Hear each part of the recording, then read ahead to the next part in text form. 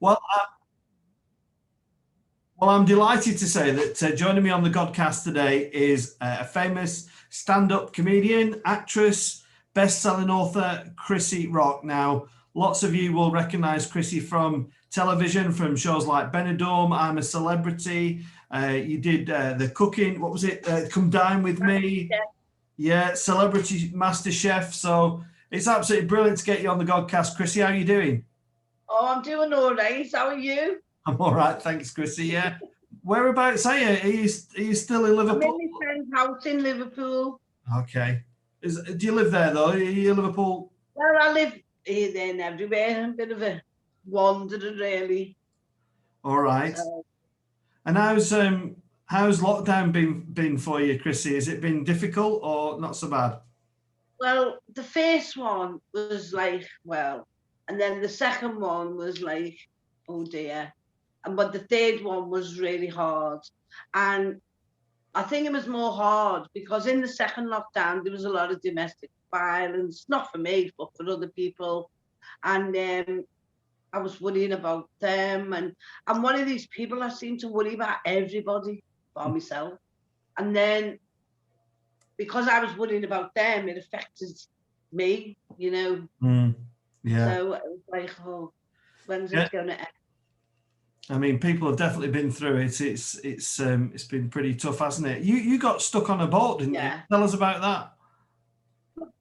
Oh, well, I should have gone on a cruise for my 60th birthday. My husband paid for it. But because I'd done the real full Monty, we had to put it back. But the cruise where we were going only went the following January. So we had to put it back a year. And as we got on the ship in Dubai, they went, have you ever been to the Far East before? Oh, no, I can't wait to go. And she's like, shaking her head. She never said nothing. She had this mask on. And she said, have you been in contact with any Chinese people? Well, I didn't know what she meant. And me being a comic went, well, we went for crispy duck pancake yesterday, so I don't know whether that has anything relevant to do with it. She wasn't amused. No. So we got on the ship and we went to Oman, which was closed because the king had died. And we went to Sri Lanka, which was like, take your life in your hands. Right. And then after that, it was just sailing round and round and round. So it couldn't land and it couldn't dock anywhere because of the virus. So that was it. So how long were you on the boat for then? How much longer on the boat were you 19, well, we were on 20 odd days, but we never docked for now. And then it went to Australia. But we can come out the cabin and all that, and we just couldn't land anywhere. Right. Couldn't dock anywhere.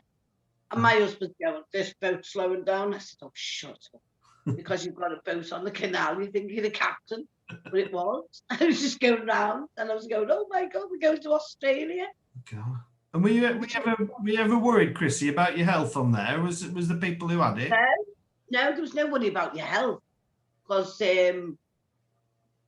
no one was on the boat that had it, and we couldn't get off the ship, so anyone couldn't come on the ship that had it. It was a bit boring, really, after a while. Yeah. Because you're like, and then when you see Singapore in the distance, and you knew you were going there and you couldn't get off, that was like mental cruelty. Yeah, but the weather was good, I guess, was it? Well, yeah, but after a while, it's monotonous because you're just on the ship and you can't do nothing. And you can, but it's become boring. And because the same acts were on all the time, because they couldn't get off and change the acts. So in the end, the cabin crew and the passengers were playing ping pong ball competitions. Did you get up and do a turn? Well, I think they'd have made me walk the plank. I went into the talent competition and got a certificate, but I kept it, so. And I've just been, Crissy, I've just been looking. You're planning for a stand-up tour coming up, aren't you? Is it September? Yeah, I'm really excited for that. because I've started doing new material about the lockdown and things like that, and you know, I'm able to write a bit more myself now. And then I wrote a children's book called Abbey Cod and the Missing Rain Boots. So I've done that, and I'm open to get that. And everyone's saying to me, write a second autobiography, but in the first one, I wrote everything. So I think I might, you know, because from the jungle, it's over 10 years, so I've got 10 more years worth of stuff to write. Yeah. Right? Crissy, do you enjoy that creative side of the stand-up? Do you like the planning and the preparation stuff, or do you prefer just getting out on the stage and doing it? Yeah, I've just started I missed what you said. Someone rang, which was my husband, but he can wait. All right. I was just saying, do you enjoy the creative side of the stand-up, the writing and the prep, or do you prefer actually getting out there and doing it? I prefer just getting out there and doing it because I love the audience reaction. So if something happens, I'm always quick. Where if it was a set routine, you wouldn't be able to fit that in. No. You know, so I like spontaneous. Yeah. Do you stick to your script quite well, or do you have a tendency to go off piece quite a lot? I go off. I know what I'm going to do, but it's the way I'm going to do it. Yeah. So it might be the beginning at the end at the middle. So. And what's normally the distraction, Crissy? Is it maybe a heckle, or is it just somebody in the audience? Heckle. Yeah. Do you like that? I love it. Yeah. I really get into them because you've got to remember, you've got the mic, not them, and they think there's always one. But when you've done it for so long and they've just done it for 5 minutes, you can just like cut them down. Yeah. I machine gun them down. Yeah, yeah. And where did your love of comedy come from, Crissy? Was it out of the kind of stuff of adversity that you've been through, or have you always liked stand up?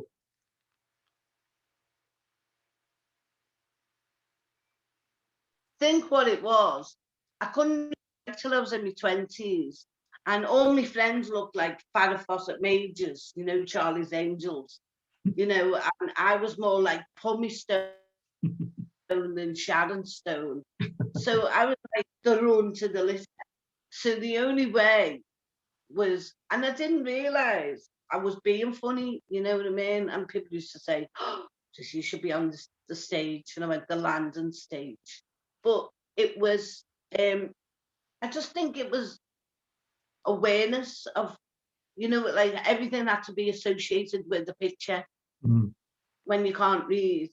And the only thing was when I was a kid, I got took to the first day of school, you got took to a big cloakroom and you think, oh, am I going to find my coat? And she went, it's under the umbrella, because they had an umbrella sticker on. So after that, everything I learned was through pictures. So my ears become my eyes. Yeah. And when did you think that you could actually make a career out of it?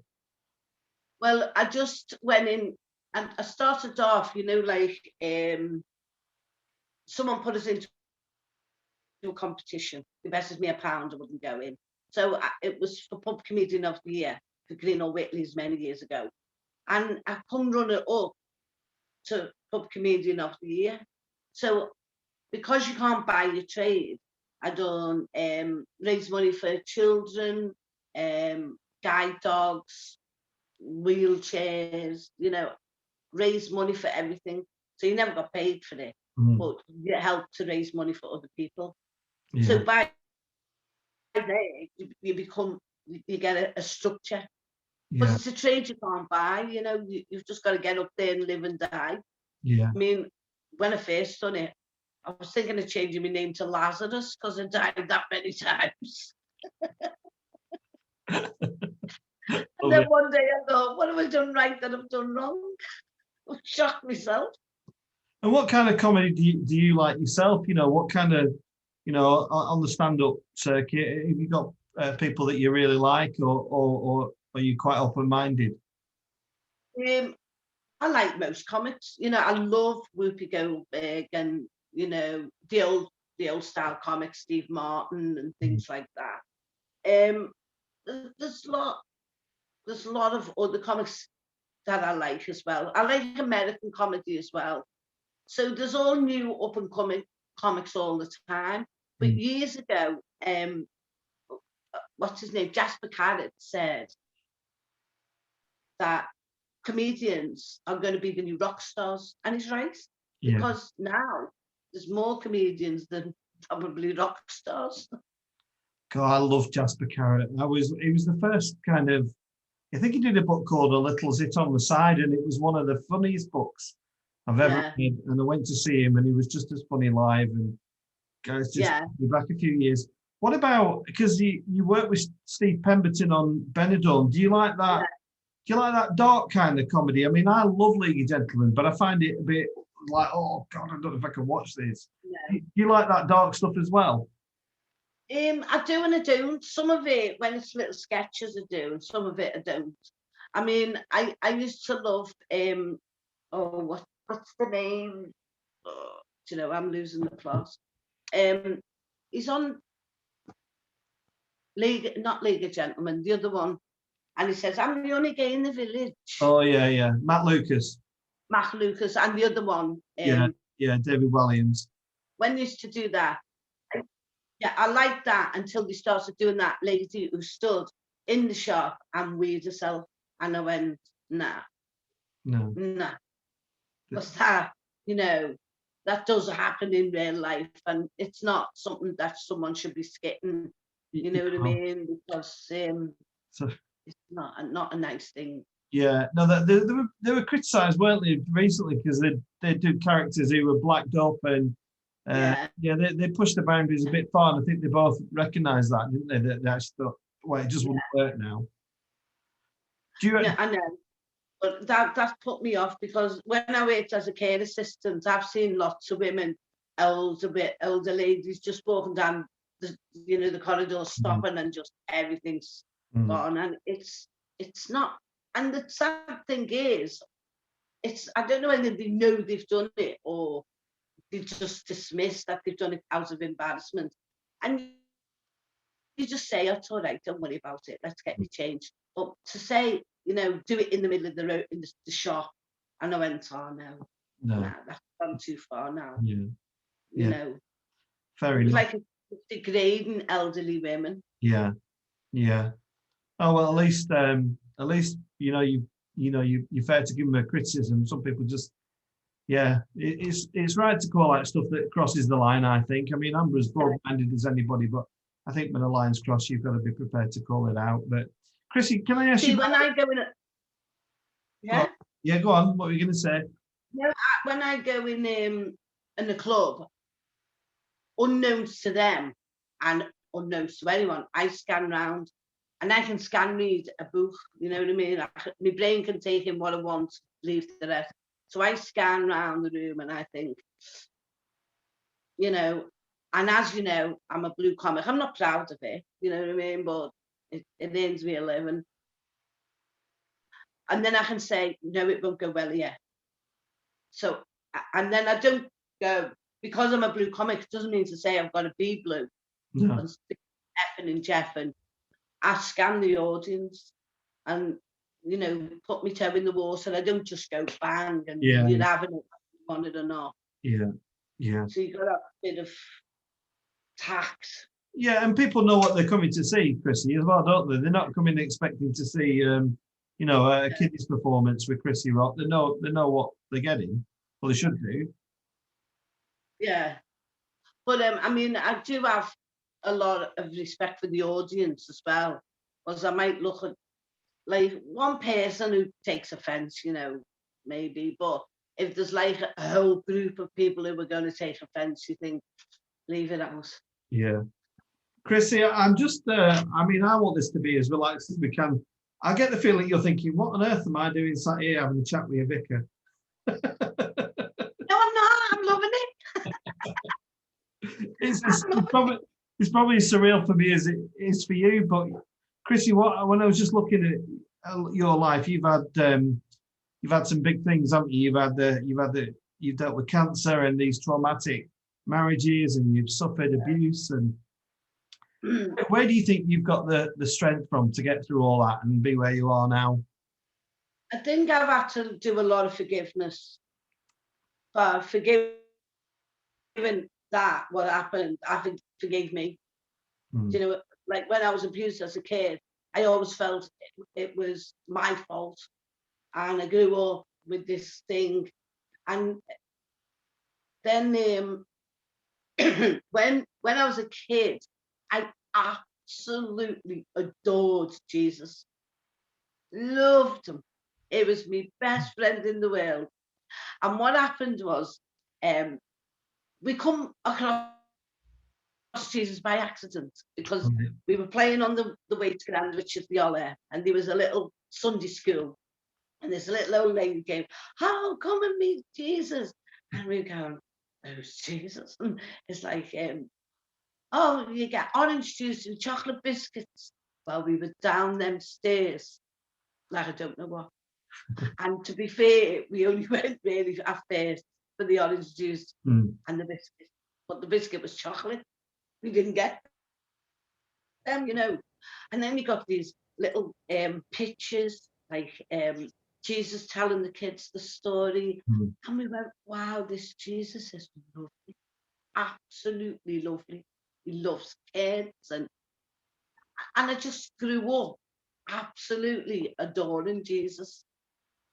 And then when I was 11, me and my brother were being abused. I wasn't 11. I was younger than that. My nan died, and I remember the last thing my nan said to me was, "You'll have to bring me glasses." She couldn't see without her glasses on. And I went everywhere looking for my nan with these glasses. I couldn't find her. And I went to Sunday school and said to Auntie Edie, "Auntie Edie, I'm so upset because I don't know where my nan's gone." And she went, "Well, she's gone to be with Jesus and God." And I went, "No, she wouldn't go there because she can't see without her glasses."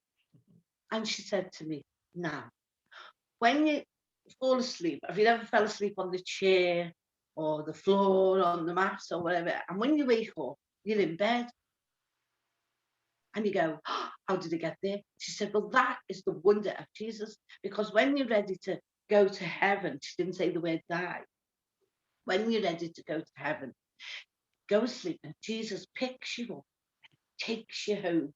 And when you wake up, you're in heaven." And I went, how do I get to heaven? Well, you're a long time from going to heaven. But I tried to hang when I was a kid because I thought, thank the Lord it never happened. I thought, well, I'll go because we believe up in the resurrection. You know what I mean? On the third day he rose again. So as a kid, you're thinking, well, I'll die. And you can only die by, you know, how do you die? So the cowboys and Indians hung the sheriff, and so you hang yourself, go to see Jesus, give me Nana glasses, she can come home, everyone's going to be happy.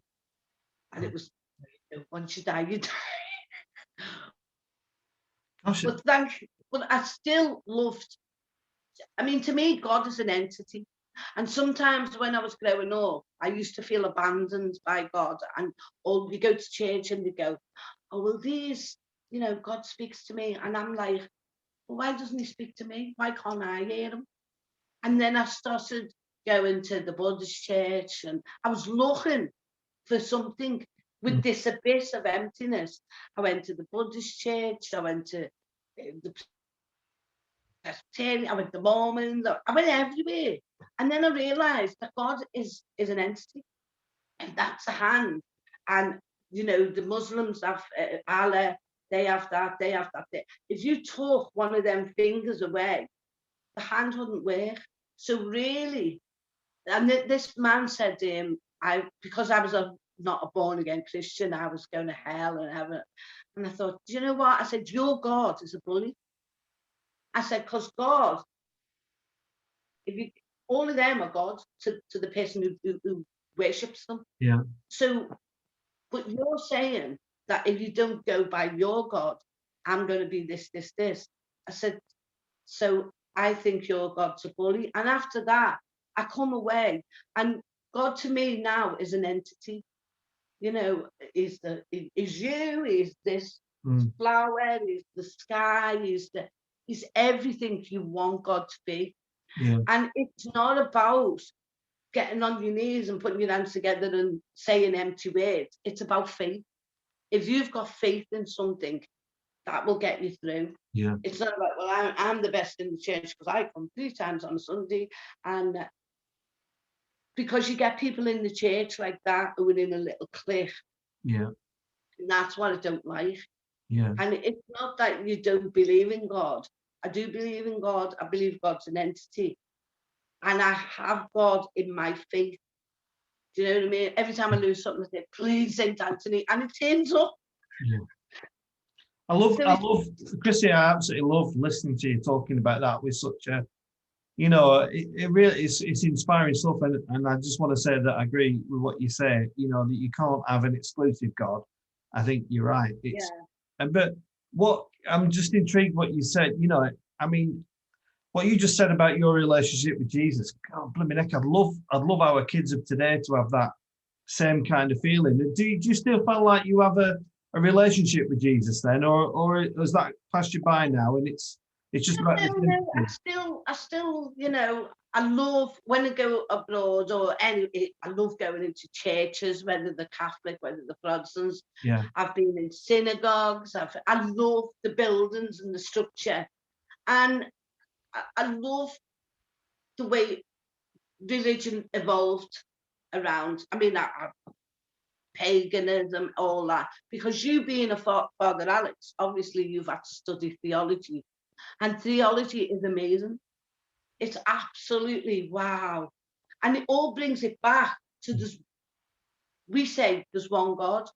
There is one God, whether his name's Allah, whether his name's Joseph, whether his name's Jesus, whether his name's Jehovah. He is one God, but just has a different name. Yeah. And that's what's wrong now, I think. Chris, I need to ask you about, you know, because you've been through so much. Yeah. How do you rationalize that with your faith then? You know, when people might say to you, how can God love you when you've been through all that? How do you, what would you say to someone like that? But it wasn't God doing it to me, it was my grandfather. Yeah. And, you know, God never said to him, "Oh, go and do this to them 2 kids." That's it. It's like everything gets blamed on if there was a God, this wouldn't happen. If there was a God, that wouldn't happen. But you've got to realise that God didn't do it. No. Jesus didn't do it, you know. And because I'm a blue comic, the reason I stopped going to my church is the flower arranger went, "Oh, she's coming in here blaspheming every Saturday." And then I stopped coming, and he came over and he said, "I'm singing church." I went, "Oh, well, I think you need a flower arranger more than you need me, Father." And I said, you know, and it's just like people are quick to judge all the time, and they think they were a better Christian or a better God worshipper than I was. I mean, bastards in the Bible. Do you know what I mean? In the Bible, Mary Magdalene was a prostitute. So, you know, where is it that you've got to be this perfect person to go in a church and worship? It's not about, you know, who's going to get the merit badge. It's about what's in here. And I don't have to go to church. My altar's here. I don't have to go. I like to go to church, you know, and I do now and again. But if I want to pray, God is here. God's in this room. God's with you, you know. But God might be to you something else, and to my friend, he might be Allah or he might be Jehovah. But it doesn't mean Jehovah is a better God than mine. It's the same God, but it's just a different name. Yeah. That's how I look at it. And a lot of it was forgiveness. I had to forgive.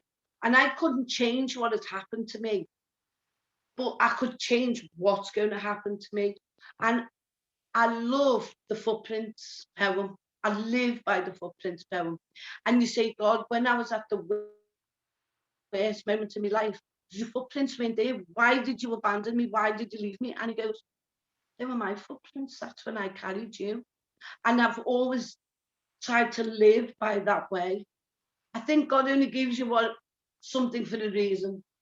Do you know what I mean? And it's not, some people go through horrendous things worse than me, but you've got to have the faith that you'll get through it.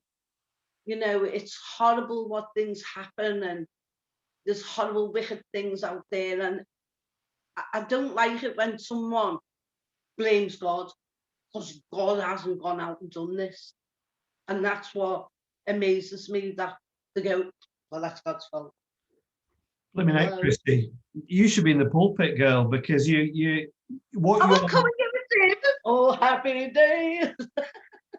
what you're saying is you know, I'm kind of going, amen, sister, amen, because yeah, I completely agree with you. You know, and it's, well, church seems to be about class and structure, and yeah, and it's none of that. It really shouldn't be any about that. It should be just as how you described it. Chrissy, I want to know how, because, you know, you've talked, well, forgiveness is one of the great Christian aspects, yeah. but what about being able to trust and love people after you've been through that? Was that difficult for you, or did you know, once? Well, I'm older now, and I can always go. I never put myself in a situation where I'll feel that, oh, I'm not going in that room with that man on my own. You know what I mean? I don't know, or I don't want to go meet someone I don't know. You know, I'm more wary of people, but I'm one of them people that, you know, I like people, and I'm always prepared to give them a chance. You know, but if you don't want to abide by that chance, well, okay, move on. Yeah. You know. Yeah. But you can't do everything for everyone. You can't save everybody. You know what I mean? If you were up a cliff and they were going to drag you down, the first thing they say is cut the rope. But who to cut the rope on? If it was your child, would you want to go with your child? You know, you've got to ask yourself that. But I mean, a lot of people have this stupid misconception about religion. You can't do this, you can't do that, you can't do that. You know, you go to a Buddhist temple and you can't eat meat, but they walk in, the people who are praying, the Buddha, walk in with leather shoes on. You know, and you're like, what? And it's not about, they turn themselves into these stupid things. Of course, Buddhism, monks don't kill animals. But if they were starving and someone gave them a chicken, they're going to eat it. It's called survival. And they would eat it, you know. And if they're cold, how are they going to keep warm if they're in the Tibetan monks' mountains? But then you've got the Buddhism has different, you're this Buddhist, or you're that Buddha, or you're that. You're like, hang on, I thought Buddhism was Buddhism. And that's where it contradicts itself. And then I went to this thing, waiting for this abyss of, where is this emptiness? Why aren't I filled with the Spirit? Why are they hearing and I'm not? Why am I talking to God and he's ignoring me? And if I hear things in my head, is it my own subconscious or is it God? And then I thought to myself, do you know what? God is anything I want him to be. He can be Allah, Muslim, he can be Jewish, he can be, God is God. He just has different names. So it's not being facetious, or I'm looking for the faith. You know, it's the faith that is God, not the word and the person. You are an incredibly wise lady, Chrissy. It does. You've got so much wisdom in all what you're saying. I haven't really. You have. You really have. You know, and but it's me. if I think of God, hellfire, brimstone, damnation, because when you're a kid, they frighten you to death with that in school, and God sees everything. My friends couldn't go to the toilet for years. She ended up with irritable bowel syndrome because she thought God could see her going to the toilet. So you used to be terrorized with God, and you think, well, God of love wouldn't terrorize you. Oh, So why are we afraid? So we were all loving him but afraid. So it's like, to me, I can't swear because God will forgive me. yeah. And I'm not doing anything wrong. No. I know that I don't go around bashing people up and, robbing people. But it doesn't mean to say, God's going to forgive. You've got to. I know God forgives me because I'm one of his kids. And, I'm naughty, so he'll not don't do that again. But he'll always, your kid can trash it out and you go, but coming 5 minutes later, you go, come here, give us a hug. I didn't mean to shout at you, But it's not, it's just, and then because I go to places, I mean, I studied about the Pendle Witches, and I love paganism because paganism is all about the earth, all about what's happening around you. And if you go to a requiem mass, he's casting a circle. That priest is casting a circle because, north, south, east, west, and all the thing, because he's keeping badness and negativity out. So he's actually, casting a circle. And you think, and they're saying, let's burn the witches. But they robbed that off the pagans. Do you know what I mean? So it's just, everything is everything. Your knowledge is incredible, but it's fascinating listening to you. And of course, I'm in Burnley, Crissy, which I'm in the shadow of Pendle Hill. So, I for my long walks, I go up Pendle Hill, and the history of the witches around there is incredible. You see, when you look at paganism, a witch meant a wise one. The witch was the midwife. She was the one who made herbs. She was the doctor. Well, she wasn't a doctor. She was a nurse. Now, if you go to Saudi Arabia, every female can be a doctor, but they can't be a nurse because a nurse is a dirty job. So all these women and the reason they use women, because in the play, they made the women go in and see to them because they didn't want the men to die or catch the plague. And they certainly didn't want the doctors to die and catch the plague. Let's throw the women in. So your mum was a midwife. Now she's got to show your sister how to be a midwife. So she passed their trade on. And then but if they made you ill, if they made a medicine and you died, they killed you. That was the mentality of the time. You nettle yourself, next to it is a dock leaf. So you can nettle yourself and then straight away pick a dock leaf up and rub it. So they knew all about, they were herbalists. Mm. And they were all saying, oh, you're the devil, you're the witch, you're this, you're that. Well, witch actually means wise one. And then they had to study the seasons and the moon and the tides, because when do you plant the food? How long do you leave it in? And when do you reap it out?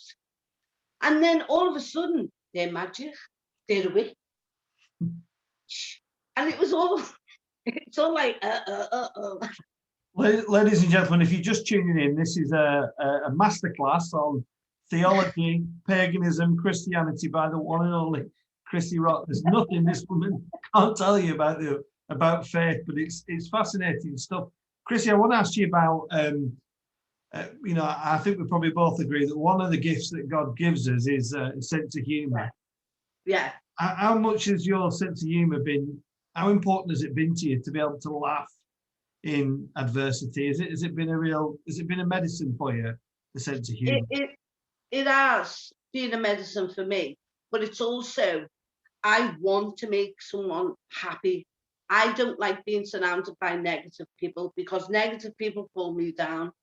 And I remember this lady come up to me and she said, I didn't want to come here tonight, love, because I heard you swore, and I don't like swearing, it's filth, but I never took offence to when I heard it. She said, but you have brightened up my life. She said, my husband is in a coma and I've had to switch the machine off, and I've been devastated. And for that whole hour, I didn't think about what was going on. I just concentrated on you, and you were a tonic. And that was worth more than being paid. Yeah. You know, you know what I like about that, Crissy, is that I love stand-up comedy. I was talking to your mate Billy Pearce about this. I've loved it all my life. I love it as a genre. It's an art form.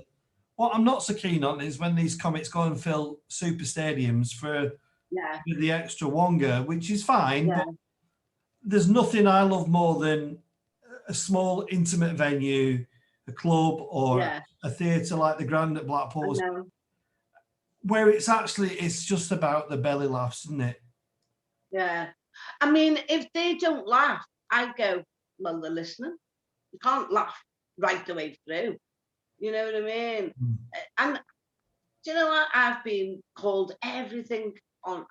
People going, get over your slag. And I go, oh, I think you fancy me there. Where I come from, that's foreplay. So you just don't let them win. No. And I go, oh, well, go on. But I mean, when I'm going to do a really blue, and I'm just slipping down there. When I go to do a blue show, I always go, you know, God forgive me for doing all this. You know? I always go to myself, oh, you know, I thank, even though I studied like Wicca, talking about witches, this kind of, I love different aspects of religion. You know, it's like if you go to pick a mix, I like a few of these, well, I like one of them. So I take a little bit of everything and make it mine. Yeah. And if that's wrong, well, I'm wrong.